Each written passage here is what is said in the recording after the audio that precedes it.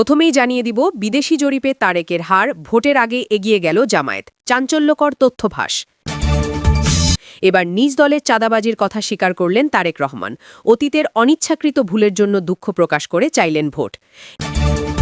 এদিকে মানবতাবিরোধী অপরাধে সালমান ও আনিসুলের ফাঁসির রায়, শেষ রক্ষা হল না দরবেশ সালামান এফ রহমানের। এরপর থাকছে নাসির উদ্দিন পাটোয়ারির নির্বাচনী ক্যাম্পে হামলা, সিসিটিভি ফুটেজে মিলল মির্জা আব্বাসের সংশ্লিষ্টতা, বাতিল হতে পারে মনোনয়ন। এবং সবশেষে দেখবেন মামুনুল হককে মন্ত্রী করার ঘোষণা জামায়াত আমিরের। জামায়াতকে হারাতে হাসিনার সাথে মিলে যে নতুন কৌশলে আগাচ্ছে তারেক রহমান। এতক্ষণ শুনছিলেন সংবাদ শিরোনাম, এখন থাকছে বিস্তারিত। আগামী নির্বাচনকে ঘিরে সব হিসাব নিকাশ যেন হঠাৎ করেই ওলটপালট হয়ে যাচ্ছে।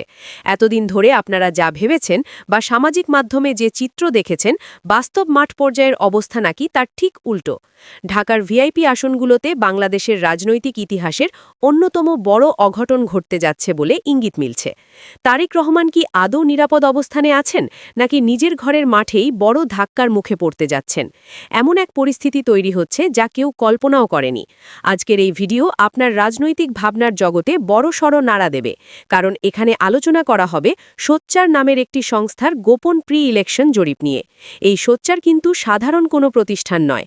এর আগে দেশের 5টি বড় বিশ্ববিদ্যালয় নির্বাচনে তাদের জরিপ ফল বাস্তব ফলাফলের সঙ্গে হুবহু মিলে গিয়েছিল। তাদের নির্ভুলতার হার প্রায় 99%। সেই সংস্থাই এবার ঢাকার 4টি অত্যন্ত গুরুত্বপূর্ণ ভিআইপি আসনের জরিপ প্রকাশ করেছে। আর সেই রিপোর্ট প্রকাশের পর থেকেই রাজনৈতিক অন্দরমহলে কার্যত ভূমিকম্প শুরু হয়েছে। জরিপ অনুযায়ী 4টি আসনের মধ্যে 2টিতে বিএনপি এবং বাকি 2টিতে জামায়াত বা জামায়াত সমর্থিত প্রার্থীরা এগিয়ে রয়েছে। তবে আসল বিষয়টি কে জিতছে বা হারছে সেটিতে নয়। মূল চমক লুকিয়ে আছে ভোটের ব্যবধান ও শতাংশের অঙ্কে। চলুন আবেগ একপাশে রেখে সরাসরি তথ্যের গভীরে ঢুকে পড়ি।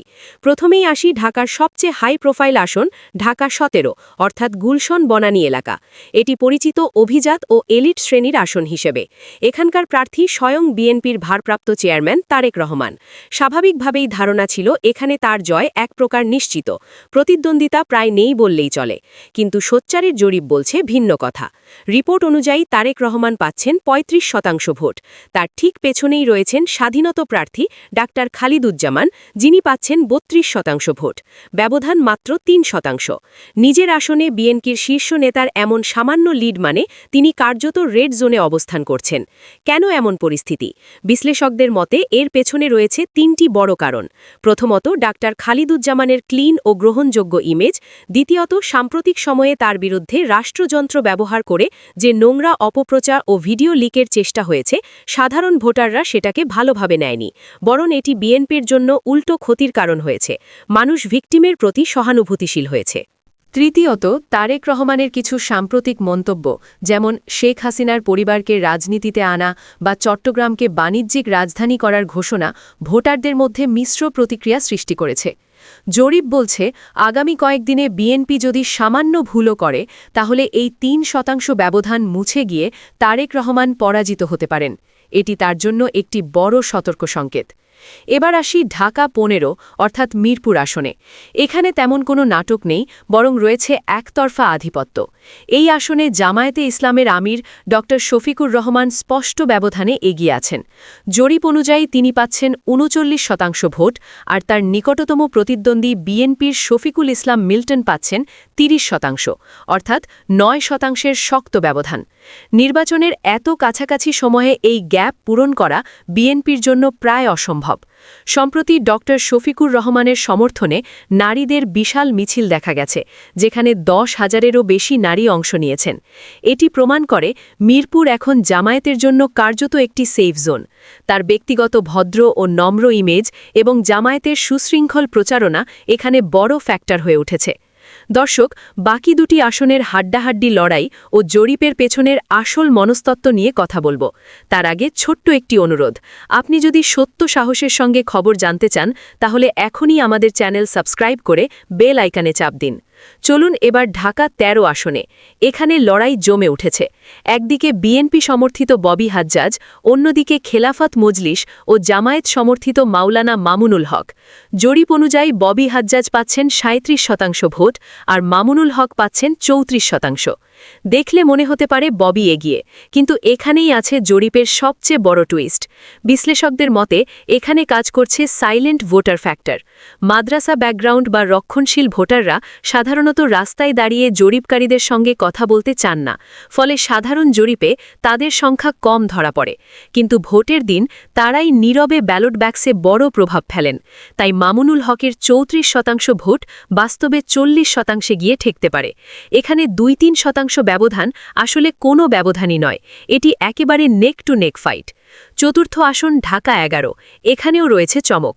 জুলাই বিপ্লবের অন্যতম মুখ তরুণ প্রজন্মের প্রতিনিধি নাহিদ ইসলাম, যিনি জামায়াত সমর্থিত নাগরিক পার্টির প্রার্থী, পাচ্ছেন 41% ভোট। তার বিপরীতে বিএনপির এম এ কাইয়ুম পাচ্ছেন 37%। এখানে মূল ফ্যাক্টর একটাই, তারুণ্য। তরুণ ভোটাররা পুরনো ধাঁচের রাজনীতির চেয়ে নাহিদ ইসলামকে বেশি আপন করে নিচ্ছেন। এখন প্রশ্ন হল, ফেসবুক বা চায়ের আড্ডায় তো শোনা যায় বিএনপি অনেক এগিয়ে, তাহলে জরিপে এমন ভিন্ন চিত্র কেন? সোচার তাদের জরিপে ভোটারদের 2টি প্রশ্ন করেছিল। প্রথম প্রশ্ন, আপনি কাকে ভোট দেবেন? এখানে জামায়াত বা তাদের সমর্থিতরা এগিয়ে। দ্বিতীয় প্রশ্ন, আপনার মনে হয় কে জিতবে? এই প্রশ্নে অধিকাংশ মানুষ বলেছে বিএনপি জিতবে। এখানেই আসল পারসেপশন গেম। মানুষ মনে করে বিএনপি জিতবে তাদের অতীত বড় দল হওয়ার কারণে, কিন্তু নিজের ভোট দেওয়ার সময় তারা নতুন শক্তি বা বিকল্পকে বেছে নিচ্ছে। অর্থাৎ মানুষের ধারণা আর প্রকৃত পছন্দের মধ্যে বিশাল পার্থক্য তৈরি হয়েছে। জরিপ পরবর্তী বিশ্লেষণে উঠে এসেছে আরও গভীর এক ভয়ের ছবি। সাধারণ মানুষ বলছে তারা বিএনপি ক্ষমতায় এলে পুরনো চাঁদাবাজি, টেন্ডারবাজি আর দখলদারিত্ব ফিরে আসার আশঙ্কা করছে। জুলাই বিপ্লব করে যদি আবার আগের জায়গায় ফিরে যেতে হয়, তাহলে তার মানে কি?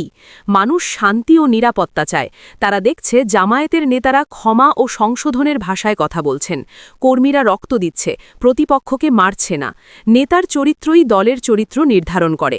একদিকে প্রতিশোধের ইঙ্গিত, অন্যদিকে সহনশীলতার বার্তা। এই তুলনাতেই ভোটাররা সিদ্ধান্ত নিচ্ছে। সবশেষে সারসংক্ষেপ করলে দেখা যায়, ঢাকা 15 ও ঢাকা 11 আসনে জামায়াত ও তাদের সমর্থিতরা অনেকটাই নিরাপদ অবস্থানে। ঢাকা 13 আসনে মামুনুল হক সাইলেন্ট ভোটের জোরে জিতে যেতে পারেন, আর ঢাকা 17 আসনে তারেক রহমান কার্যত সুতোর ওপর ঝুলছেন। মাত্র 3% সুইং হলেই বাংলাদেশের রাজনৈতিক ইতিহাসে এক বড় অঘটন ঘটতে পারে। আগামী 12 ফেব্রুয়ারি ভোট কেন্দ্রে যাওয়ার আগে নিজেকে প্রশ্ন করুন, আপনি কি পুরনো মাস্তানি আর ভয়ের রাজনীতি চান, নাকি শান্তি ও নিরাপত্তা? সিদ্ধান্ত আপনার বিবেকের। আপনার মতামত কমেন্টে জানাতে ভুলবেন না। ভিডিও ভালো লাগলে শেয়ার করুন, আর এমন আরও বিশ্লেষণধর্মী কন্টেন্ট পেতে সাবস্ক্রাইব করে আমাদের সাথেই থাকুন।